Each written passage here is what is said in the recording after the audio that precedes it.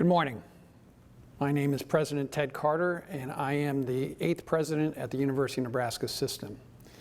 It's my pleasure to spend a couple minutes with the listening audience as well as members of the press to talk about the future of the University of Nebraska. I'd like to first take a couple minutes to acknowledge some great work that's been done by Nebraskans, the first of which is our Board of Regents.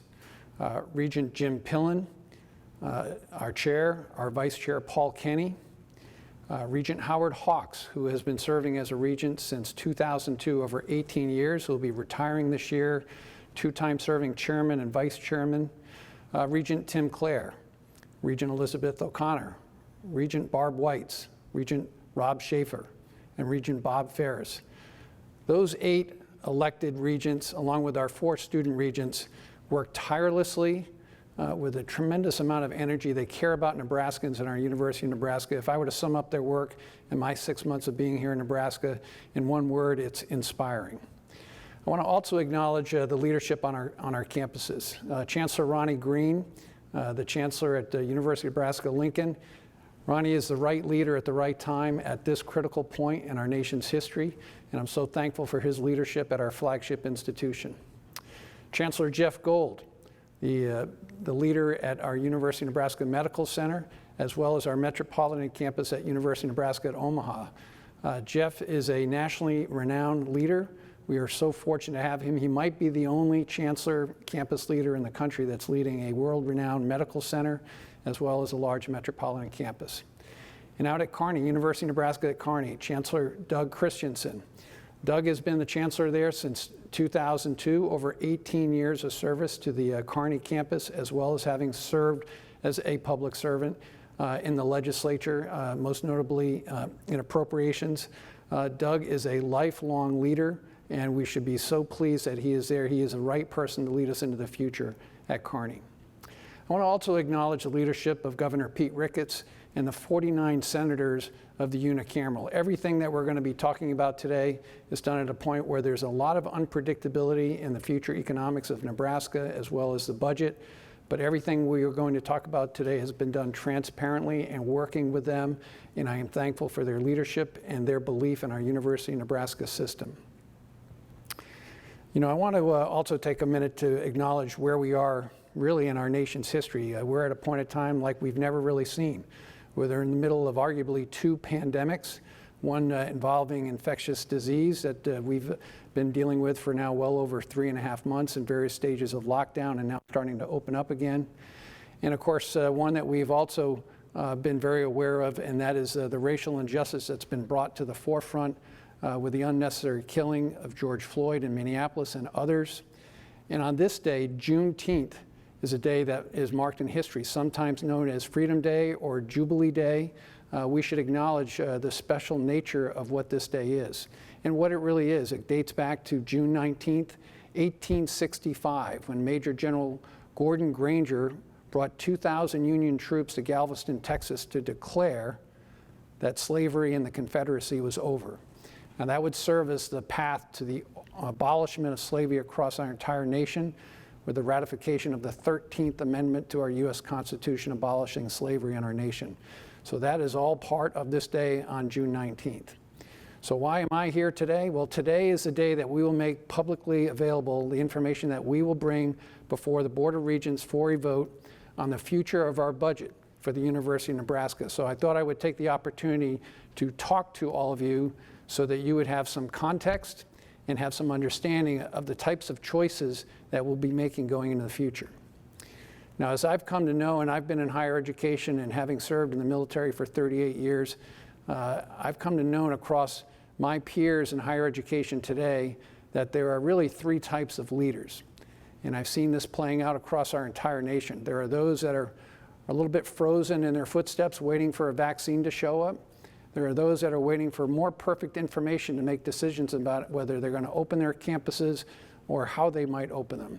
And then there are those, like the University of Nebraska, where we have the privilege of working and coordinating with all those great leaders that I just mentioned, where we have a bias for action and trying to be problem solvers. And that's where I believe we are today. Everything that we have done today has been done with thought, making decisions about priorities, and then realizing that we are in a different place economically, all as an outcome of COVID-19 and all the other things that are happening across our nation. Now, as you have seen in the past, we've already had an impact to our university system because of COVID-19. We've been very public in talking about the loss of roughly $50 million in this fiscal year that's about to end on June 30th. We absorbed those cuts through some of the actions that we took: hiring freezes, reductions in travel, savings across the last quarter, and those savings have been absorbed. Some of them have been offset by federal CARES Act money, roughly $30 million that were given to each of our campuses. Realize, please, that half of that money was already apportioned to students in need, and the other half right now, quite honestly, is being held by the universities in trying to understand what the future economic situation is. But be very clear that that money is nowhere near the offset and the losses that have already been made. And as I talk about the future budget here, I want to be clear that those losses have already been absorbed and not part of the future budget planning that we have going forward. Now, as we start to look forward, I would tell you that we are at a transformational time for higher education, not just here in Nebraska, but for our entire country. And as I've shared with many of my other campus leaders, that if we are not ready and willing to answer the questions about affordability, access to our programs for everyone, and what it means to reduce student debt, what it means to have mental health and physical health and security on our campuses, and then what it means for the future of our students to get into the workplace and be productive citizens, especially here in the state of Nebraska. All of those programs have been important. All of those concepts have been important for us as we see the transformation of higher education.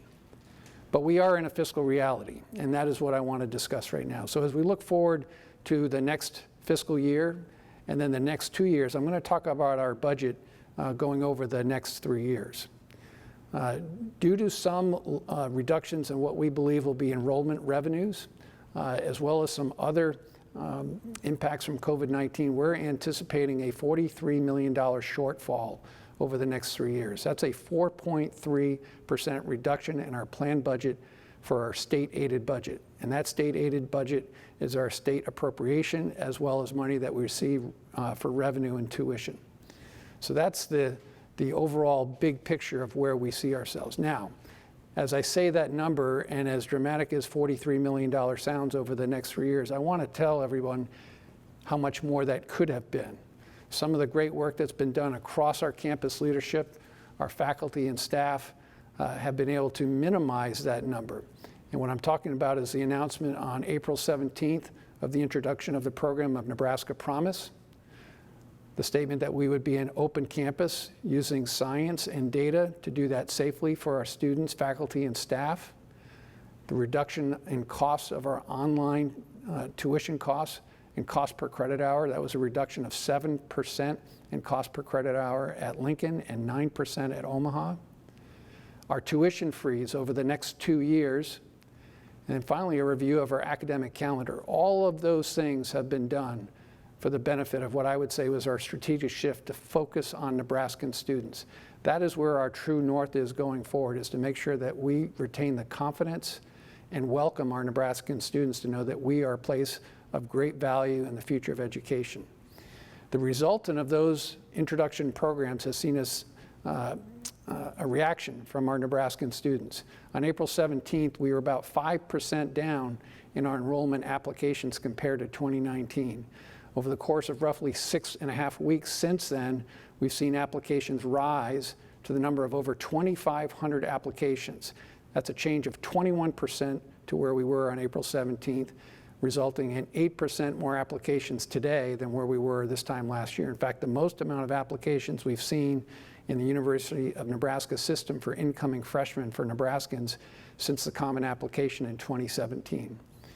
Now, those application numbers will not necessarily equate to enrollment numbers in the fall, and we understand that, and that's why even today, as I've said publicly, everybody in the University of Nebraska system is an enrollment officer to make sure that we get to that finish line with as many of our Nebraskans coming to our campus as possible.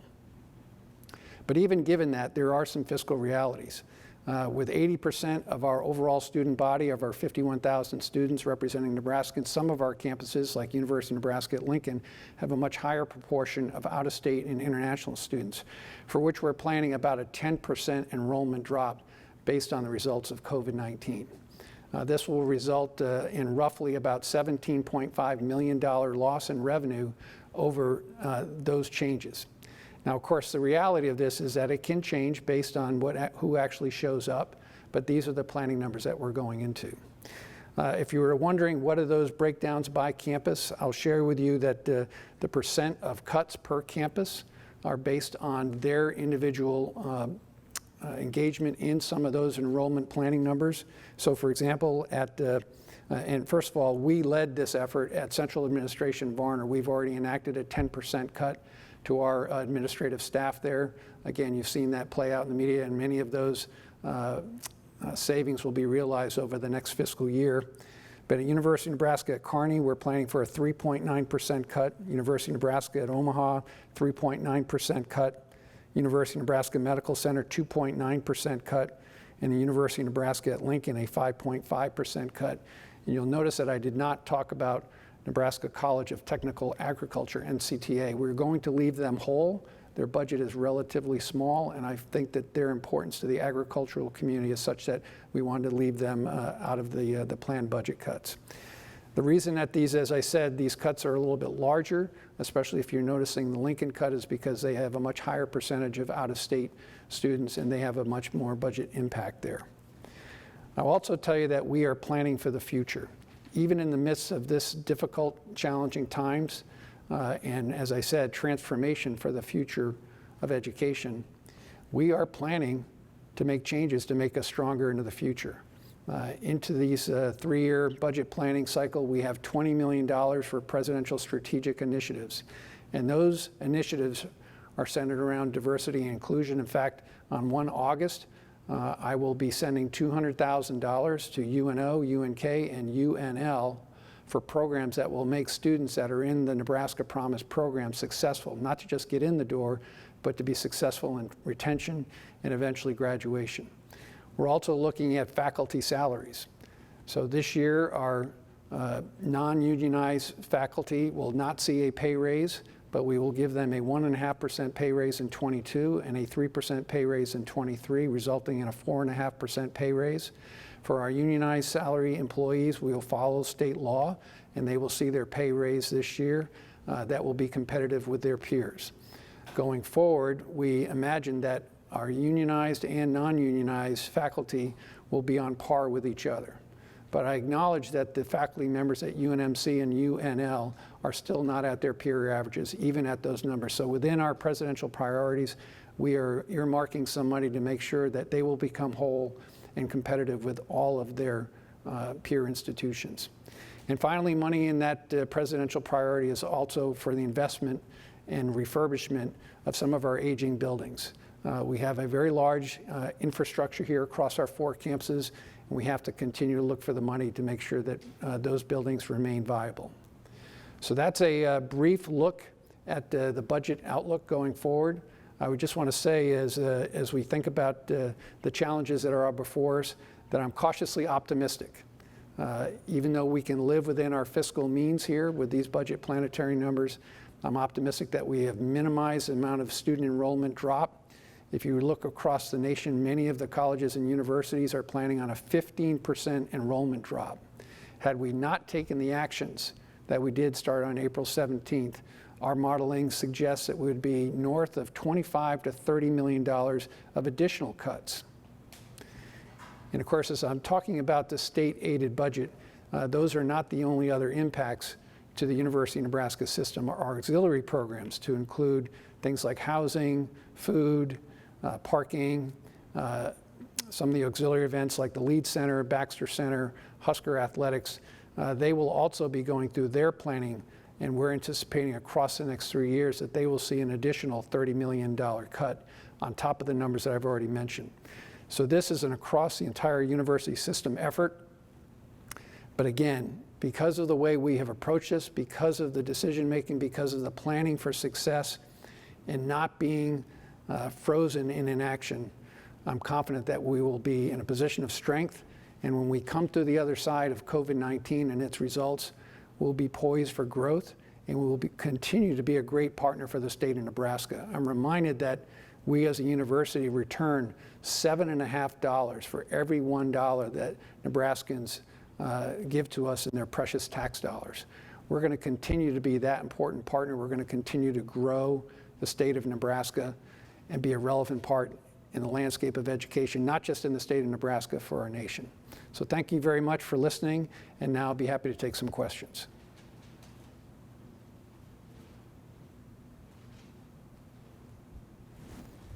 Do you imagine that, I mean, with international enrollment, international travel is going to be hard to do. Do you think that international students, there will be any of them at the university this fall? So the question is, given the restrictions on international travel and the impact on our international students, do I anticipate that we'll have any international students? If you were to take a look across all of our campuses, 51,000 students, roughly about 4,000 are international. At the University of Nebraska-Lincoln, the percent of students in their student body is about 9% international students. Unfortunately, for some of our international students, they've never had a chance to go home. They're still here in our country. So we're anticipating many of them will continue to finish out their education. For those that did go home and may find a difficult path to come back, we're anticipating many of them will sign up for our full-time online programs. So yes, I do anticipate that somewhere around 3/4 of all of our international students will continue with us. Our planning numbers are for 25 to 28% of them to not continue with us. We've had a smaller incoming freshman class, so we know there are some impacts. It will not be devastating. We want to make sure that our international students feel welcome and safe here, but we know there will be some impact. And of course, as you know, they pay out-of-state tuition. It's a pretty big price tag. Out of our tuition impacts, our international students and out-of-state students account for about almost 90% of all of our planned tuition losses. Any recommendations or guidance that you could give each of the campuses on how you'd like to see these cuts made horizontally or vertically? So as I went through those numbers for each of the campuses, I have empowered each of our chancellors to make their planning for how they will enact those cuts. So there'll be more detail of that coming out. They have shared governance processes that they have to go through. I have advised them to look at these cuts as being permanent and vertical. However, there are some programs. We'll be introducing some language on a furlough program to the Board of Regents that will allow some of our auxiliary programs where furlough makes sense, where somebody could be temporarily laid off. Again, I'll just, you can take a look at the Lead Center, even Husker Athletics, where they may not want to lose that many employees, but because of where they are and what they may or may not be allowed to do, it doesn't make sense to keep the entire workforce on. So that's a way to retain that valuable resource, but not lose them completely. We've also introduced a voluntary FTE program. That is, again, for some of our auxiliaries and affiliates to allow employees to volunteer some of their hours. And again, the operative word there is voluntary. It's not intended for faculty. I don't know how much impact we'll see on that. So those are some of the reductions on the side. The rest of those decisions that will be enacted at each campus will be announced in more detail by the chancellors. Given how uncertain enrollment is and how uncertain state money is, how can we look ahead 3 years and say we're going to have a $43 million shortfall and the campuses are going to have to cut exactly this percentage? So the question is, given the uncertainty of the budget, given the uncertainty of the economics of the state, how can we be so exact in our planning for 3 years ahead with a $43 million planned cut? Actually, that's a really good question. And the truth is, we will adjust accordingly. We're planning on our state appropriation this year to be what is already enacted by law, and that is to come into us at a relatively flat rate. Should that change, we will make adjustments. We plan to ask for a very modest 2% raise in our state appropriations budget going into fiscal year 22 and 23, and that will be to cover the increase in our non-unionized faculty, a 1.5% inflation rate and rising medical costs. And that's just to barely keep up. So those are our plans going forward. Again, we've been very transparent with Senator Stinner, Senator Scheer, and the governor. There is more work to be done, and we will make adjustments real time as those adjusted numbers become reality. I thought you said earlier you weren't going to ask for additional funds from the taxpayers. What changed at this now that you're asking for 2%? Well, I would tell you that that's quite a reduction in what we would normally plan. I would tell you that for us to sustain ourselves with the programs and the faculty and the pay, given inflation, given the rising costs of medical care, that we would need at least 3% to stay whole. So we'll actually be going backwards even with a 2% increase in the future year biennium budget request. With the increase in applications, I mean, what kind of yield do you think that could have from it? You know, New York Times yesterday had talked to a bunch of folks that said that some of these colleges and universities are awfully optimistic in how many students are going to be returning this fall. I mean, that's a big number of new applications that you have. Do you anticipate that some, all, will end up on university campuses? I would tell you that the question is, how can we be so confident in what the changes are in our enrollment and our yield would be, and how do we come to those numbers given the fact that we've seen 2,500 additional applications? And what do we think the long-range outcome on? You highlighted the New York Times report on higher education, where some institutions may be overly optimistic about their enrollment. I would tell you that we've put a very good sense of realism into our planning numbers. I'd like to think that they will be better. We have seen this rise in applications, and they've come in late in the year after the introduction of these programs. So you wouldn't be applying to the University of Nebraska in late April or during the month of May unless you had some, optimism that you'd want to attend. So again, the work to get through what in higher ed is sometimes known as freshman or application melt is the work to be done this summer. We're limited in being able to bring students to the campus to show them our campuses. That's often a great way for them to feel confident that this is the right time and the right place to come. We're doing a lot of that virtually. But again, we're doing an awful lot of work to make sure that students feel welcome. The work that's being done to make sure students feel safe and that they're going to get that whole person education by coming in person. That's commentary that we've heard not just in our state but across the nation, where roughly 80% of students said they don't want to go to an online-only education.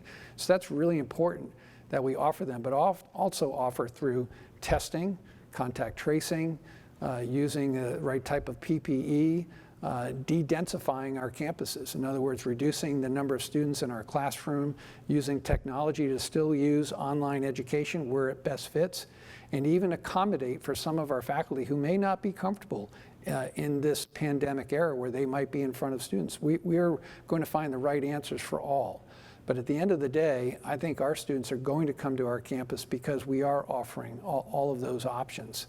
And we're planning for our application rate and our attendance by Nebraskans to be almost perfectly flat from where we were last year, which would be a huge victory, especially compared to where we were seeing ourselves on April 17th.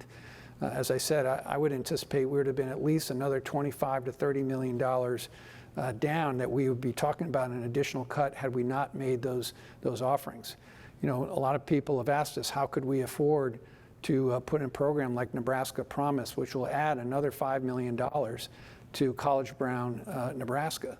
And my answer to that is we couldn't afford not to. Those are the actual numbers that would have been different had we not offered that. I anticipate we'll see another 1,000 students attend our college campus on Nebraska Promise alone. And that is not the total cost of attendance, so that's tuition only. There will be other revenues that will help offset some of those losses in auxiliaries for housing, food, books, fees that those students will be responsible for. And I want to make them successful. That's why part of our presidential priority is to invest some money using learning communities that have already figured out how to track those that are from underrepresented communities and make them successful. That is a very small investment for the future of Nebraska. And I believe the great majority of those students, when they graduate, will stay here and go to work in the state of Nebraska. How many students do you I anticipate 1,000. Yeah, the question is how many students do we anticipate adding through the Nebraska Promise program? I anticipate adding an additional 1,000 students, and a lot of that was shown in this rise in applications. And will that be a net gain or net loss? And if so, I mean, whichever, how much? Well, there's no question to me that this is a net gain or a net loss by introducing Nebraska Promise. As I've said publicly, and I'll say it again today, we couldn't afford not to do it. You know, we as, you know, the beginning foundings of a land-grant university at Lincoln, I mean, this is part of our charter. That's what the land-grant university concept was all about, how to introduce agricultural, science, military science, technical programs, not just for the privileged, but for everyone. I mean, that's rooted in the beginning of granting land in the Morrill Act of 1862, and then the revision of that in 1890, which was really about cash as we abolished slavery to make sure that we had education for all. So that's rooted in what Nebraska Promise is all about. Financially, as I just said, had we not done that, I anticipate the losses would have been much, much more than the price tag of that. For roughly $5 million, we would have had a loss of somewhere between $25 and $30 million. So just the economics of it makes sense. But I would tell you it's more than that. We're doing it because it's the right thing to do. You mentioned $5 million. Is that the cost of Nebraska Promise? That is our anticipated cost, and that is built in, is the $5 million the cost of Nebraska Promise. And yes, we have been public about that. Built into the $43 million budget cuts is Nebraska Promise at $5.3 million. And that's over 3 years? It is, that's right. It is built into every year, but that is the plan over the 3 years, yes. Two of the state's highest paid employees, Scott Frost and Fred Hoiberg, are going to give some of their salary back to the athletic department and kind of help run some stuff there. Has there been any talk among some of the other administrators, some are pretty highly paid, of giving anything back to the university or taking a pay cut to bridge some of this trouble here?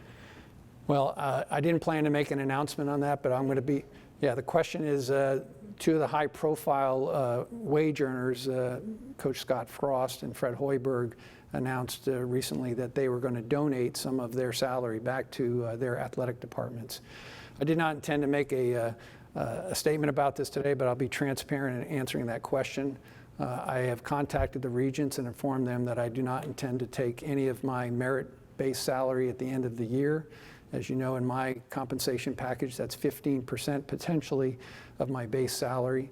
So I intend to have that as a donation back to the University of Nebraska system. I have not asked the chancellors for anything matching. Most of them work at their peer level or below, and I've left any of those judgments up to them.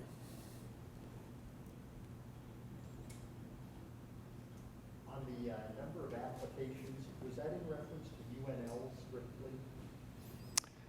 The question is, the number of applications, was that in reference to UNL specifically?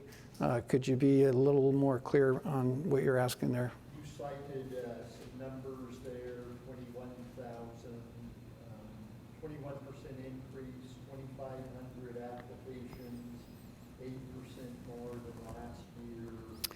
Are we talking about UNL? So we're talking across the entire university system for incoming freshmen for Nebraskans.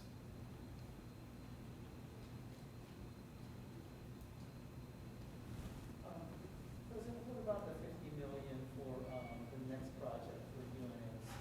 Where does that stand in your priorities? So the question is, where does future monies for the next project for UNMC, where does that fit into this budget planning? There's a lot of work to be done. The legislature will have a lot of discussion about that. I will share for the benefit of the audience that currently in the National Defense Authorization Act, there is draft language in there that would apportion money to UNMC and the state at roughly $1.5 billion. There's more effort for the $150 million in planning. And then the state will have some decisions to make as to where they want to come in helping with this planning effort. And I would just share that those decisions will be made and discussed at the unicameral level. This is a program that will take some number of years to develop, something on 8 to 10 years. But I'll also tell you, for everyone watching and trying to understand what this program is, and this is for UNMC, and this is for the future of biocontainment in terms of beds and a 3-tower project. This project would return over $50 million in tax revenues once it's mature. So this is a win-win for the state, it's a win for the University of Nebraska Medical Center, and it's a win for the university system. So it's a long amount of runway and work to be done, and we'll see how this plays out here over the course of the next year. You didn't mention anything about capital construction. What will happen with capital construction, specifically the expansion project to University of Nebraska athletics? So the question is, didn't mention anything about capital projects or expansions. There's nothing in this planning budget that speaks to those future planning projects. However, we did talk about presidential priorities and trying to refurbish some of our aging buildings. That's something we want to stay focused on. Now, for those privately funded projects, most of those, especially where they are fully funded, will go forward. We're doing a review on all of those right now to include track and field at UNL, as well as the Go Big project. As you can imagine, philanthropy is a difficult thing to do right now, but I'm optimistic that those programs will eventually move forward at the appropriate level. So there's more to talk about and more to announce on that going into the future. The $200,000 that you're going to give to the campuses to support the Nebraska Promise students, is that coming this year or like this coming fall? Yes, this year, this August 1st. I'm sorry, the question is the $200,000 that I just announced that would go to the 3 campuses to support students in Nebraska Promise. Would that be for this fiscal year? Yes, I already signed it this morning, and it starts August 1st. And it will be a combination of enacting programs to include even some personnel hires to manage the data, to manage those students, looking at mentoring programs, looking at tutoring programs to make them successful, and that is for this fiscal year. And can you explain the source of those funds? That obviously the president has some discretion on how he can use a certain amount of money. Right, so where's that money coming from is the question. That would come out of those presidential priorities that I told you about, that $20 million looking forward. That will cover a range of priorities that will be for the betterment of the University of Nebraska. September 5th, what do you expect the Memorial Stadium will look like? The question is on September 5th, Labor Day weekend, Huskers versus Purdue. What do I expect Memorial Stadium to look like? Again, I have no formal announcements to make today. I will acknowledge that the NCAA has made some rulings on the future for practice of football programs. Clearly, people are anticipating that the football schedule will start on time. I think people should be excited about that. The NCAA is likely to allow what happens in terms of fans and how they come into a stadium, where they sit and how we take care of them, to be done at the local level. So there is a lot of work to be done collaboratively between UNL, Husker Athletics, our city, the state. All those things will come into play, and there'll be more answers coming forward soon. But I guess what would you like to see? What do you envision seeing? Well, I'll just say I want to see fans in the stands. I mean, college football, and I've said this before, is not meant to be played in empty stadiums. Now, whether we're going to be 50% full, 75%, or as Governor Rickards had alluded to, 100% full, eventually we all want to see that stadium 90,000 full. We'll get there, and we're going to do it with the health and safety of our fans in mind.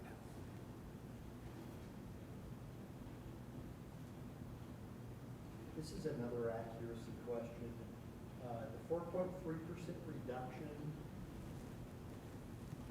is that a reduction from costs, expenses that you anticipate? So the question is the 4.3% budget reduction, where is that a 4.3% reduction of?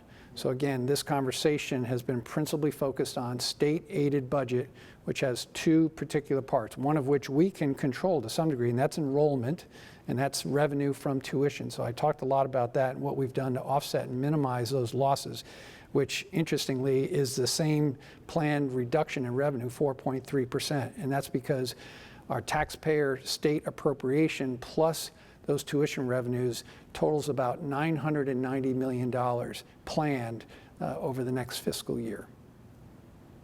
But that number, planning-wise, is also planned across all 3 of the next fiscal years to include the next biennium. And again, once more, how do you balance between students and faculty safety and bringing people back on campus, as well as the future of the university and the financial stability of the university? Yeah, as I mentioned, the question is how do we find the balance between these cost cuts, the safety of our faculty, staff, and our students, and eventually the growth of the university. I think that's captured the question. Again, as I said at the beginning, there are a lot of people that have a hard time planning in this level of uncertainty like we've probably never seen in our nation's history.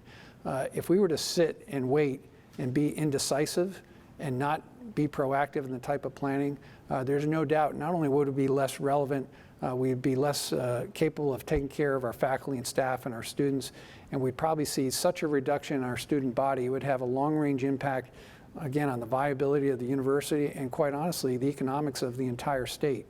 So what I'm telling you is even though $43 million over the course of 3 years is impactful, and there will be some tough decisions to make, this is about priorities.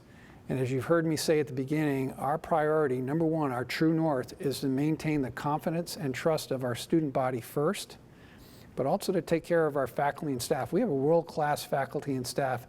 And as I said, and as you will see, my 5-year strategy, which I'll present in August, one of those key elements is to make sure that we take care of our faculty and staff. So on top of the relatively modest 4.5% pay raise that I expect for our unionized and non-unionized faculty, our presidential priorities have also included some money that will make them equal to their peers, that we will spend that money over the next 3 years.